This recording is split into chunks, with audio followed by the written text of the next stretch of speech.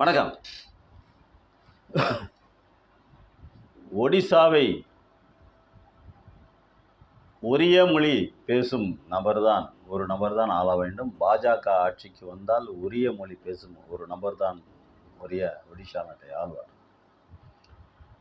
தமிழன் எப்படி ஒடிசாவை ஆள்வது? தமிழ்நாட்டிலிருந்து வந்த ஒருவன் எப்படி ஒடிசாவை ஆள்வது அப்படின்னு வி.கே. பாண்டியன் அவர் பேரை சொல்லவே தயங்குறதாக தான் எல்லாருமே சொல்கிறாங்க. எல்லா காணொலியிலும் நம்ம தான் சொல்லுவோம். வி.கே. பாண்டியன் அப்படிங்கிற பேரை சொல்லவே அது சாதாரண ஒரு ஐஏஎஸ் அதிகாரி. முதல்ல டெபுட்டி கலெக்டராக ஜாயின் பண்ணியிருக்கார். டெபுட்டி கலெக்டராக ஜாயின் பண்ணி அவர் செய்த நல்ல காரியங்களால் மக்கள் மனதில் இடம் பிடித்து அந்த வெற்றியால் அந்த புகழால் முதலமைச்சரினுடைய அந்த நவீன் பட்நாயக் முதலமைச்சரினுடைய அந்த நேரடி கண்காணிப்புக்கு போய் அவர் பார்த்து வியந்து, பரவாயில்லையே, நல்லா தானே பண்ணுறாரு, நல்லா தானே செய்கிறாரு, நல்லா இவர் பக்கத்தில் வந்து நல்லா இருக்குமே அப்படின்னு அவருடைய தனிச்செயலராக வச்சு ஒடிசா மக்களின் அன்பை பெற்றதுக்கு அப்புறம்தான் இவர் எங்கெல்லாம் போய் வேலை பார்த்தாரோ அங்கெல்லாம் அந்த பகுதி மக்களிடமெல்லாம் அன்பை பெற்று விட்டார். வீடு கட்டி கொடுக்குற திட்டமாக இருந்தாலும் சரி, இந்த சொசைட்டி அது மாதிரி இந்த கூட்டுறவு அப்படிங்கிற மாதிரி பணத்தை கட்டி அதில் நிறைய நன்மைகள் செய்கிறது எல்லாமே சிறப்பாக செஞ்சுருக்கார். ஒவ்வொரு மாவட்டத்திற்கும் ஒவ்வொரு கலெக்டர் இருக்கிறார், அந்த டெப்டி கலெக்டர் இருக்கிறார், நிறைய ஐஏஎஸ் ஐபிஎஸ் அதிகாரிகள் நிறைய இருக்கிறாங்க. ஆனால் ஒரு சிலர் தான் இந்த மாதிரி நல்ல காரியங்களை செய்கிறாங்க.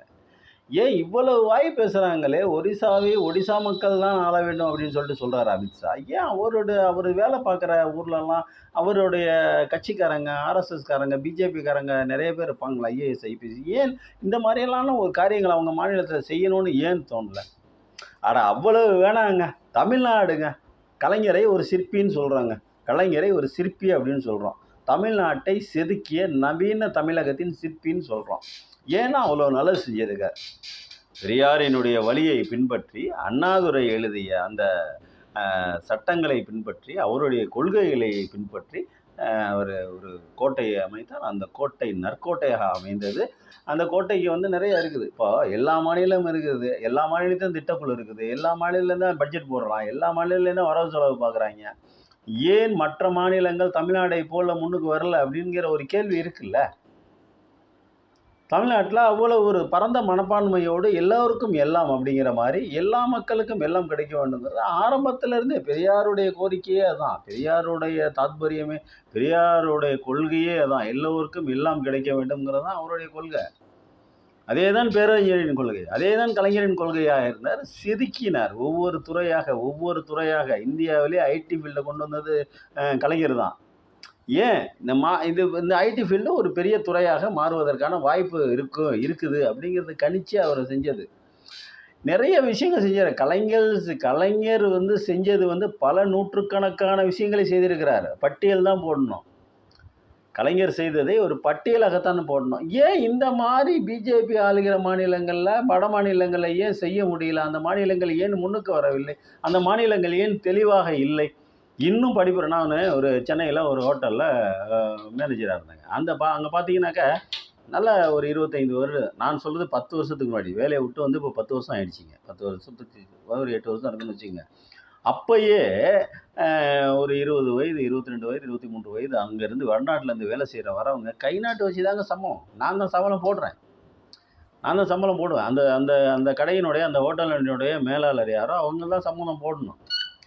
சம்பளம் போடுறதுக்கு வருவாங்க. நம்ம பக்கத்தில் இருந்து அதை மேனேஜ்மெண்ட்லேருந்து ஆள் அனுப்புவாங்க. நம்ம பக்கத்தில் இருந்து அதெல்லாம் ஒன்று யார் இன்னொரு பேர் இவ்வளோ சம்பளம் அப்படின்னு சொல்லி கையெழுத்து வாங்க அவங்க பணத்தை எழுதி கொடுப்பாங்க.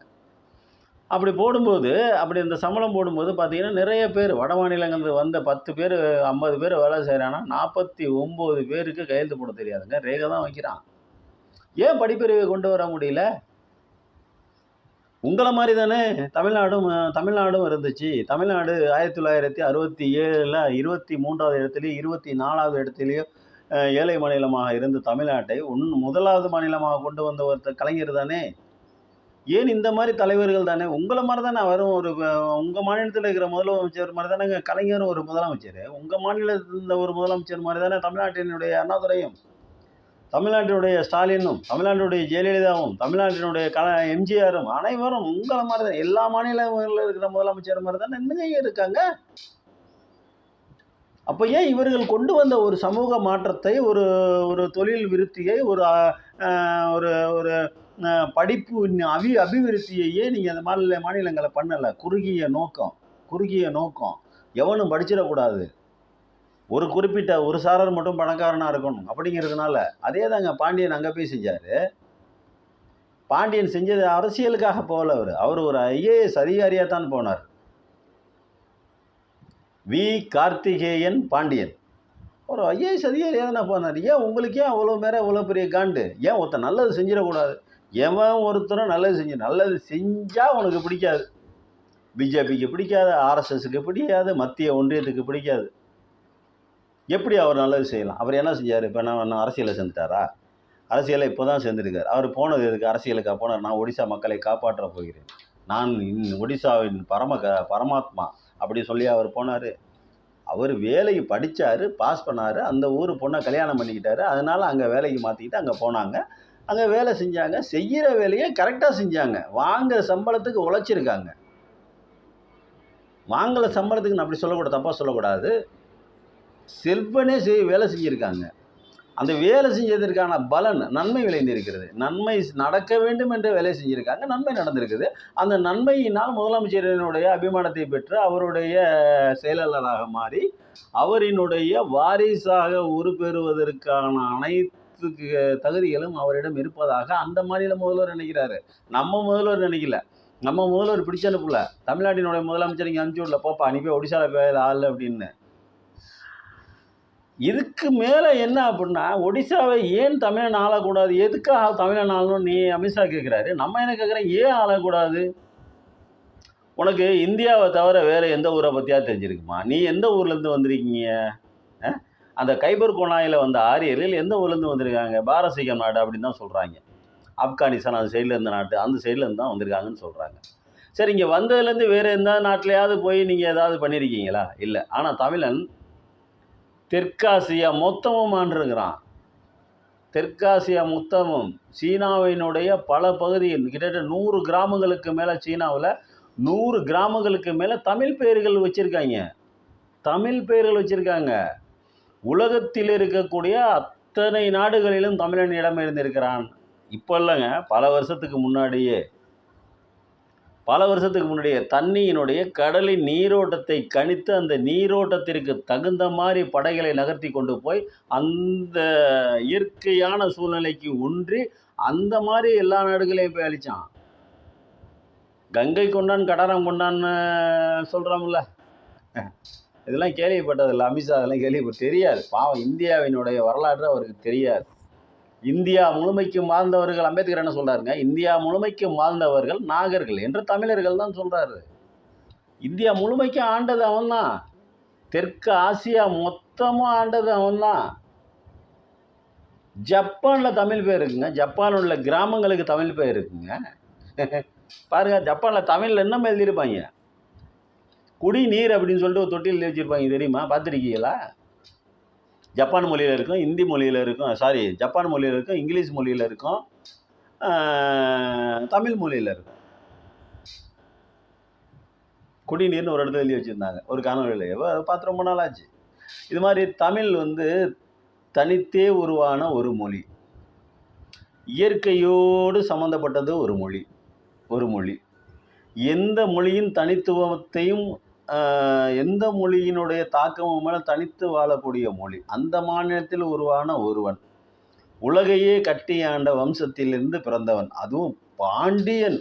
பேர் பாண்டியன். பார்த்துக்க, மதுரைக்காரர் போல் இருக்கவர். கார்த்திகேயன் பாண்டியன் பேர் வச்சுருக்காங்க. பாண்டியர்கள் கிட்டத்தட்ட 10,000 வருஷத்துக்கு முன்னாடியே பரந்த உலகத்துக்கு போயிட்டு வந்திருக்காங்க. எல்லையில்லா நிலப்பரப்பை ஆண்டு வந்தவர்கள் பாண்டியர்கள். அதுக்கப்புறம் தான் சோழர்கள். முதலில் பாண்டியர்கள் தான், அதுக்கப்புறம் தான் சோழ மன்னர்கள். அப்படி இருக்கையில் நீங்கள் ஏன் ஆண்டா என்ன நல்லா தானே செஞ்சுருக்காரு.